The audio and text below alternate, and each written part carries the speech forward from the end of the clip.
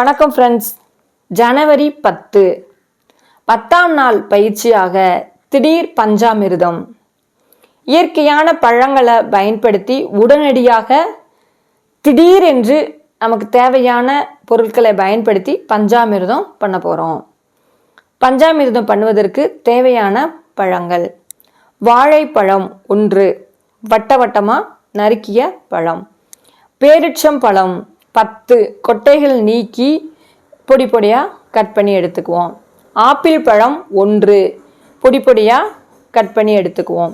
Kamala orange 1 பழம், அதில் உள்ள சொலைகளில் உள்ள விதைகள், தோல், அந்த சொலையில் உள்ள தோல் எல்லாத்தையும் நீக்கி எடுத்து வைத்துக்கொள்வோம்.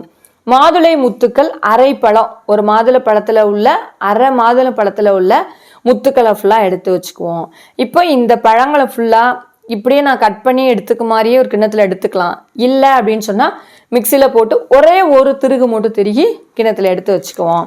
எடுத்து வச்சுட்டு ஏலக்காவை பவுடர் பண்ணி ஒரு 2 ஏலக்காய் எடுத்து அதை நீங்கள் நல்லா பவுடர் பண்ணி, அல்லது ஏலக்காய் பவுடர் ஏற்கனவே வச்சுருக்கீங்க அப்படின்னு சொன்னால் இந்த பழங்களில் ஒரு அப்படி கொஞ்சோன்னு மட்டும் ஏலக்காய் பொடி தூவி விட்டுட்டு, நாட்டு சக்கரை தேவையான அளவு, 2 ஸ்பூன் தேன் 2 ஸ்பூன் கலந்துட்டு, டைமண்ட் கல்கண்டு ஒரு 2 ஸ்பூன் எல்லாம் சேர்த்து நல்லா மிக்ஸ் பண்ணிவிட்டு நல்லா சூப்பராக இருக்குங்க பஞ்சாமிர்தம்.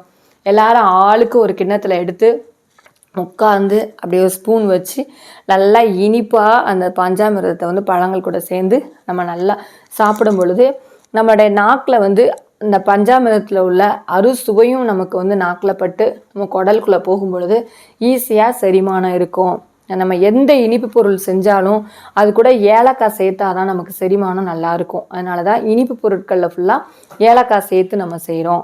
இந்த பழங்கள் ஒவ்வொரு பழத்துலேயும் ஒவ்வொரு நன்மைகள் இருக்குது அப்படின்றது நமக்கு தெரியும். அதனால் இந்த பஞ்சாமிர்தத்தில் சேர்த்துருக்கக்கூடிய பழங்களுடைய நன்மைகளை நாம் காலை உணவாக எடுத்துக்கொள்ளும்போது நம்மளுடைய பாடியில் அதை உணரலாம்.